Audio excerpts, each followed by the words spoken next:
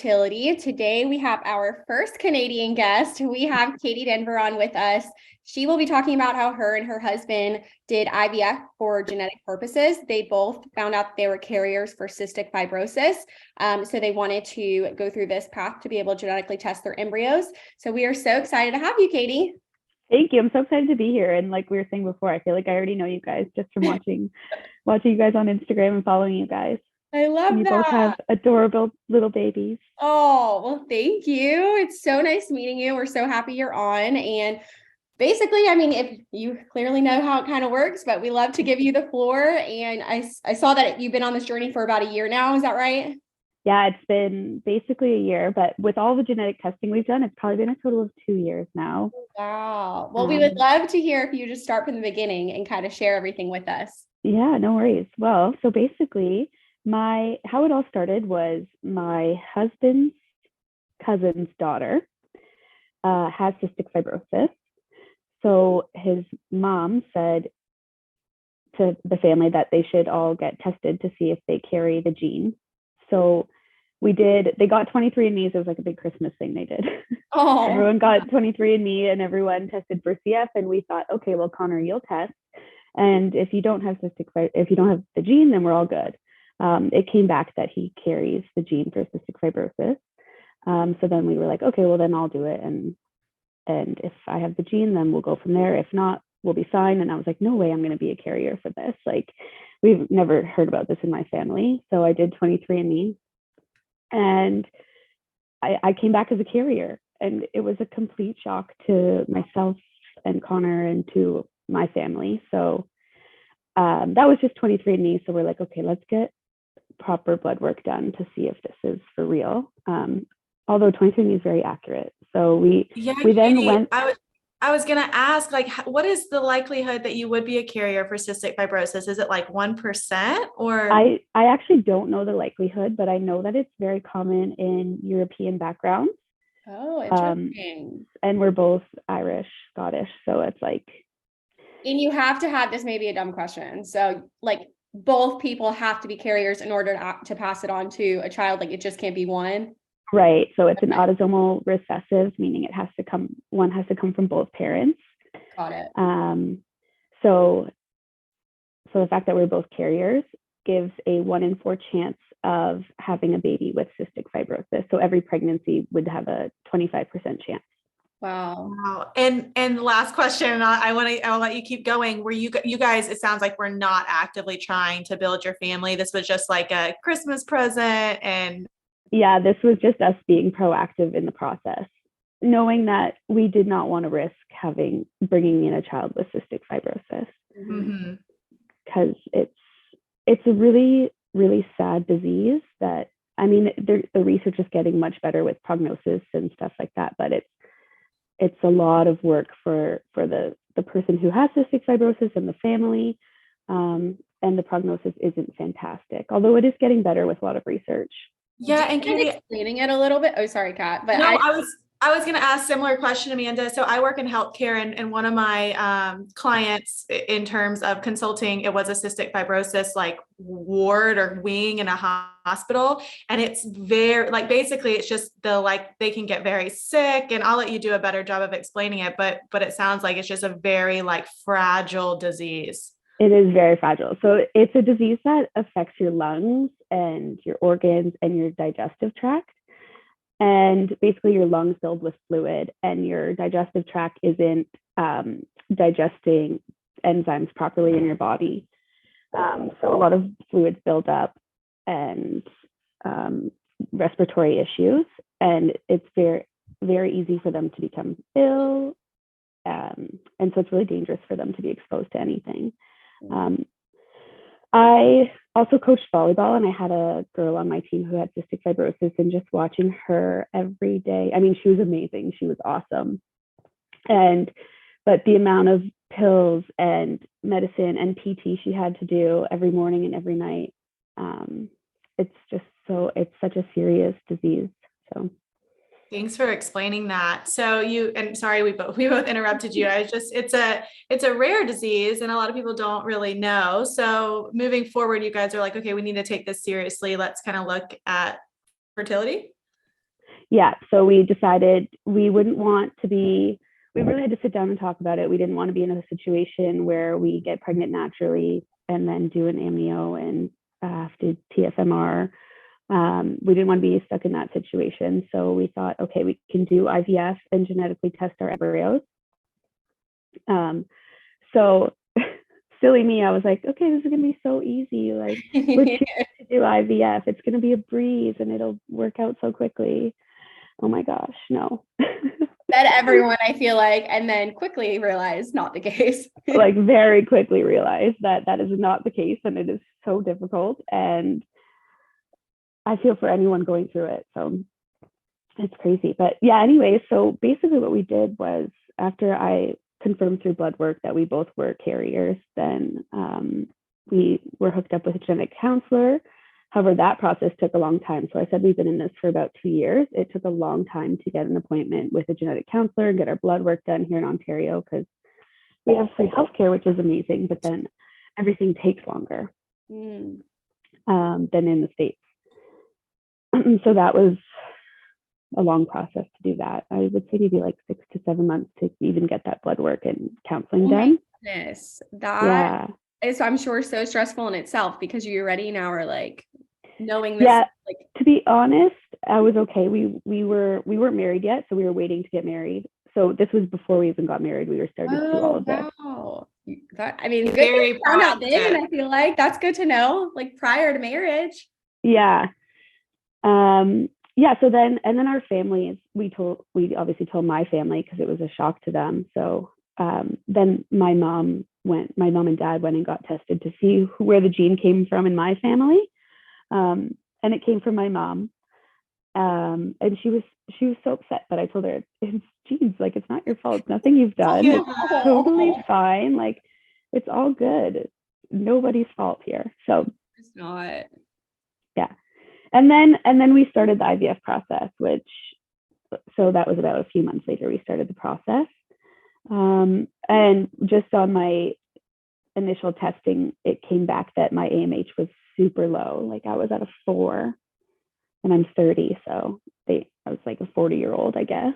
Isn't that so interesting? I heard you say like IVF is going to be a breeze, probably because you're like, I don't have quote unquote infertility. And then I see that a lot with like single mothers by choice. They're like, oh yeah, I'm going to do IVF and have a baby. And then they get in and have low AMH or they have recurrent miscarriage. That's crazy. Yeah, so that was kind of shocking news. And then my doctor was like, okay, we got to act right away because this is low. So we did pretty quickly. We did 2 egg retrievals.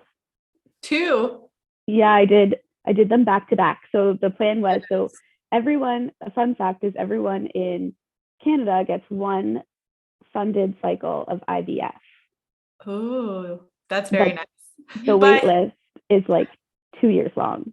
Gosh. 1 to 2 years long, depending what clinic you're at. Now, if you paid for it, would you like skip the wait list or? Yeah, so I kind of did the loophole way where I was like, okay, I will pay for my first retrieval. And then I don't know if I should say this, but I think they bumped me up the list because I paid for my first. Yeah, that's retrieval. interesting. And he said too, because of my AMH was so low, he could prioritize me. So my first one was paid and then my second one was funded, and I did them back to back, December and January of 2021. Wow.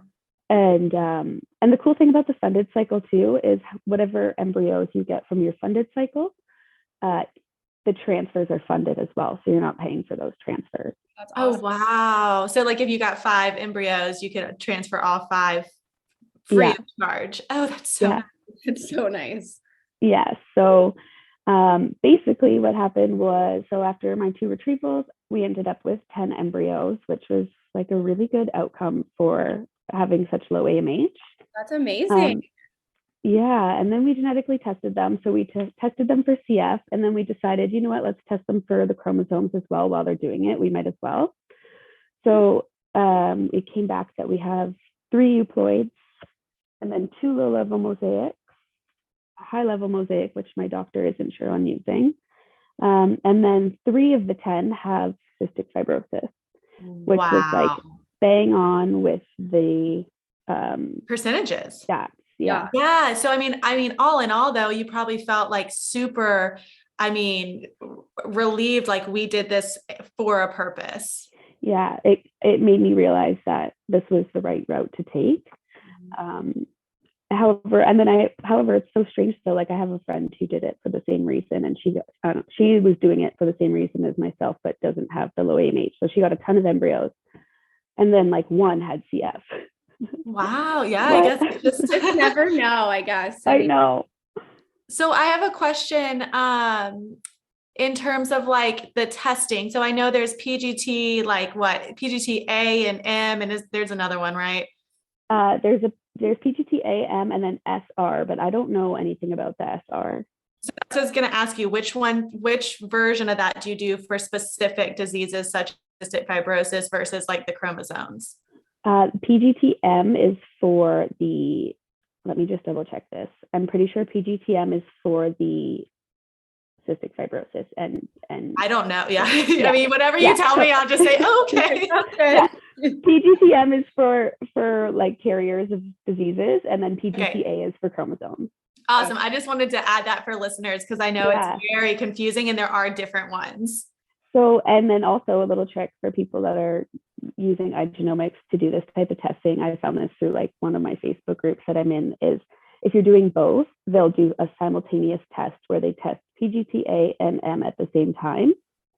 But if you want to save like $1,000, you can ask them to do a series testing, which will test it will do your PGT-M first. And if that embryo has whatever they're testing for, so in our case, if the embryo has CF, it doesn't go on to do the PGT-A. They just stop there. Yeah, and because it saves you like $1,000, but they don't advertise it. Sure, I'm sure. Okay, good. That's a nice trick to know. So a hot tip. Hot tip.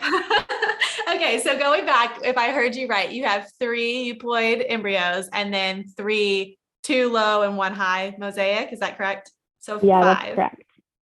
Okay. 5 total. And we actually just did our first transfer last month, but it sadly ended in a chemical. Oh, I'm so sorry. Thank you. Yeah, it was actually really tough. It was way tougher than I thought it would be. But so we have 2 euploids now and 3 mosaics left, or 2 euploids and 3 mosaics left. Yeah. Wow. So do you, I mean, I don't know if you want to get into it, like the transfer protocol, That's okay. is it going to change? How is all that looking for you? So we did a medicated cycle with estrogen and progesterone. And my lining also, on top of my AMH, my lining is like super difficult and stubborn on estrogen, so we got my lining up. I tried for a transfer twice, and 2 times they were canceled. Because of a thin lining? Well, the first one actually was because I had COVID. I got COVID. Oh, no. And I was like, okay, but then I was kind of panicking. I didn't know. I was like, I don't know if I want to go through with this. Like, I don't feel amazing. And like COVID can be inflammatory, and that's the last thing you want in your body when you're transferring. Yeah, exactly. So we canceled, but the crazy thing was my clinic, that was back in May, and then my clinic was closing for the entire summer for renovations. Oh. So I knew that if I canceled that cycle, I would be now waiting until the fall to transfer. So that was tough. But I ended up enjoying my summer a lot. So that was good. Oh, that's good. Yeah. And then when they finally opened again, it was 6 months later.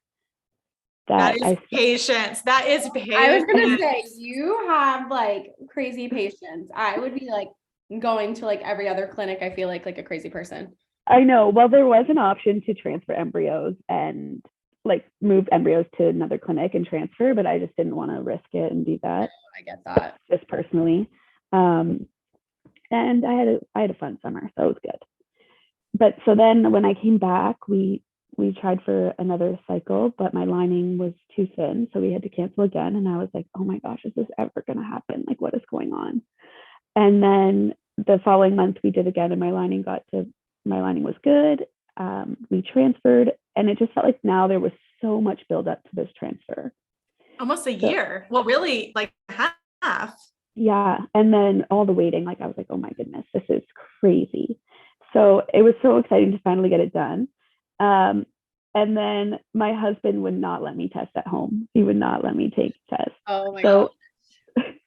I had no idea. And my clinic waits until 12 days Oh, transfer for first beta. So long. That's like the true 2-week wait. It was insane. And I was like, please just let me take a test. But I spiral so quick.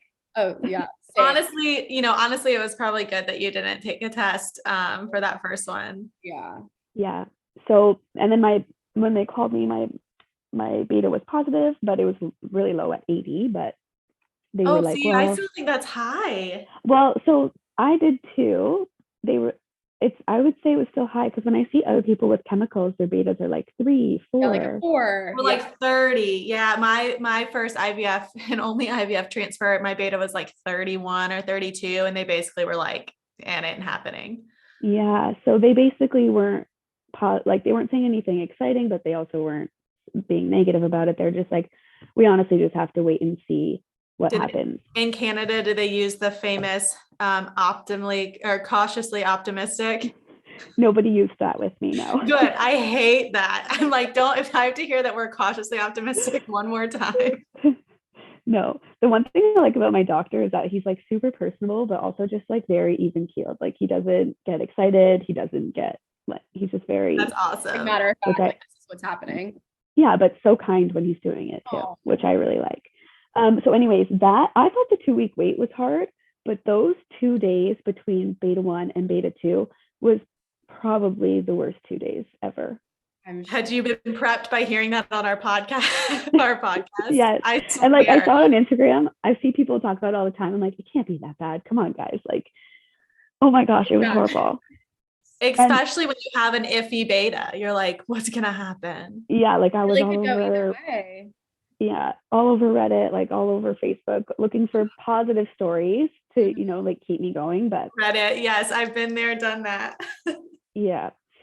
But then anyways, so I did my second beta and it went down to 60. So from 80 to 60, which I still find like it was pretty high for chemical. So anyways, and it hit me a lot harder than I thought it would. Like I wasn't prepared for that. Yeah, I don't think anyone ever is. And I mean, especially like when it's so, I guess, short-lived. I mean, it was such a long anticipated pregnancy. And then, within 48 hours. Yeah, truly 48 hours because I hadn't taken any tests. Yeah. And known. So sorry. Thank you. And then I had my follow-up with my doctor like 2 days after, which was very soon. Yeah. It's fast. Yeah. Yeah, but we've met again. How long ago was this? This was when? This was at the end of November, so a month ago. It was actually my first beta was November 28th, so 1 month ago. Gosh, 1 month ago. Yeah. Wow. Yeah. My chemical IVF was actually November 23rd of last year, and it was. Wow. I feel like parallel. So much can change in 12 months. And it's so difficult too, because they often don't know why. They can't tell you why. That's like a lot of things with this, right? So we've done some more testing and things came back fine. So for the following, I've actually met with my doctor twice now, which is great. And we have a plan in place. But we did a diagnostic cycle this month just to see what my lining did on its own without estrogen. And it was the thickest it's ever been. Oh my gosh, that's amazing. So, yeah, which made me so happy. So we're going to look at it again this month to see if it was just a fluke or not. And then if it wasn't, then do a natural cycle, which would make me so happy to not have to take estrogen. Yeah. And I mean, I know you have like a lower or low AMH, but for not having experienced infertility per se, that's so interesting for listeners to like realize that that's an option with IVF, especially for genetics. Like you don't have to do like a whole medicated cycle to transfer your embryos. That's awesome. Yeah, it is crazy. So like really that was my first pregnancy ever. I've still, like, fun fact, have never taken a pregnancy test ever. Oh my gosh. I think that my next transfer I will be testing. Just to kind of prepare yourself. Yeah. And then that like 2 days between beta 1 and beta 2 could be a little bit better than what it was. Yeah. Yeah. Yeah. So that's where we are, but it's been a long road. Oh my gosh. Yeah. That's so exciting though, that you're able to move forward, hopefully with the natural cycle and your body like can kind of do the work on its own. That's awesome. I really, really hope, because that would be really nice. I feel like I've been on estrogen for like a year. Yeah. Yeah. And it like messes with you. Estrogen's intense. It really is. I don't think people realize how intense it really is too. And not only that, just like makes you feel like crap too. Oh, it does. Yeah. It's so, you're just like gross. Like, I don't know, all the hormones. It's just a lot. Yeah, definitely. How is your husband? I mean, I guess because you guys both were carriers, I'm sure he doesn't feel like the weight was on him for moving into this. How has your husband been dealing with all of this? He's been amazing, super supportive, awesome. And just like, I can't talk enough about how amazing he's been through all of it. And I do check in with him too, because I realize that it's probably difficult for them too, but I think it's different. It's difficult in a different way, right? Like he's dealing with me and my anxiety. It's true. Hit it. Yeah, exactly. While also having to deal with what's going on too. So I do feel bad about that, but he's been super supportive, and the chemical pregnancy did like rock him a little bit. Because you start picturing what life is going to be like. You hear that you have a positive beta and you start to picture everything, right? So you're grieving that loss too, the loss of like what you've imagined. Oh, absolutely. Yeah. I mean, 100%. And I'm sure you guys, well, in my experience, grieved very, very differently. At least my husband and I did. Yeah. Oh yeah, we do for sure. Like I would just be bawling out of nowhere, and I would be like, "Why are you crying?" Yeah. I'm sad. I'm just not gonna cry right now. I'm not crying. Yeah. It's so funny right? how different we can be. Yeah. And then we also told, so we've been really open with our friends and family about the whole situation, that we're like all of this, which is really nice. Everyone's been really supportive, and we told them all about our transfer, and they knew what was happening. So I wasn't sure if I wanted to do that or not, because I didn't know if I wanted to tell a bunch of people and then have to tell them again with whether the news was good or bad. But it ended up, I was really grateful that I had people to lean on afterwards. It was really nice to have that support from friends and family too.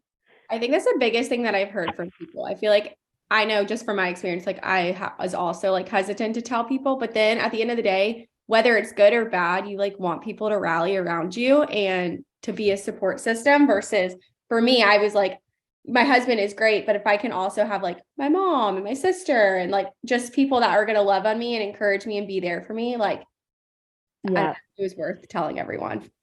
Exactly. And I am like an open book when it comes to if I'm happy or not, or sad or stressed. Like people know right away. So they're going to be like, "Hey, Katie, what's up? Like you're not, something's off." And then, and I just, oh, go ahead, Katie. No, that's okay. I just don't want to like lie about how I'm feeling. No, of course. But I'm the exact same way. And I feel like for you specifically, sharing your story in terms of a genetic issue could probably help a lot, maybe even friends and family too, of like, okay, well, I didn't even think about this. Maybe I should look into that if that's a concern we'd have if we were to get pregnant. Yeah. So we actually had like reached out to all my cousins as well, like on my mom's side. And then same with Connor's family. So we've had to just tell people like, this is what's going on. I don't know. It's obviously a very personal choice if you want to know or not. But just so you're aware, this gene runs in our family. So moving forward, I mean, fingers super crossed that your next transfer is it and it works and you can do it unmedicated and you don't have to have another plan. But you and your husband have pretty much decided like IVF is the way we're going to build our family through tested embryos. Yeah, for sure. That's awesome to be so solid on that and to be together on that decision. Yeah, I'm happy with the decision. I obviously wish this wasn't the case for us. Like I wish that we could try naturally, but this is where we're at and this is what we've got. So do you have any advice for anyone that maybe just got this like they both just found out that, okay, we're carriers of not even just cystic fibrosis, but any kind of like genetic thing if they're a carrier of. Do you have any advice for someone? My advice, like if they're choosing to do IVF because of it, I guess, my advice would be that, oh my gosh, there's so much. And share it all. I know. I'm trying to like get it all together in my brain right now, but basically you just have to be patient, be very, very patient, and know that it's probably going to be a little bit harder than you thought it would be. And reach out for support from, like we were talking about, friends and family if you're comfortable with doing that. Also, another thing that I think this goes for anybody is just educating yourself on everything too, because I find that doctors won't always tell you everything. I don't know if it's on purpose or not, but if you can go armed to your appointments with information and ideas that you have, that is huge, I think. And I've had to do that a lot for myself, and it gives you some power and some control. So really educate yourself is very important, I would think. That's awesome. Do you have anything else you want to share with listeners? I love your story. I am, again, so hopeful for you. And I'm really hopeful that other women listening that might have similar situations can maybe reach out to you, or if they reach out to us, we can send them your way. Yes, of course. I would love that. I love chatting with people on Instagram. I don't have an Instagram that's geared towards my fertility journey. It's just my personal Instagram, but I would talk to anybody on there. I don't mind at all. Every day I'm like, do I want to do one? No, I don't think I want to do one. It's exhausting. Amanda, I know. This together. Yeah. It's definitely a lot, but it obviously, has been so encouraging and helpful for other women and stuff too. But we definitely will, if people reach out, for sure, send them your way. Awesome. Thanks, guys. Well, thank you so much for being on. We are so grateful you shared your story, and I think it really is going to be helpful and encouraging for so many women with similar stories. So thank you for being on, Katie. Thanks. Can't wait for season 2.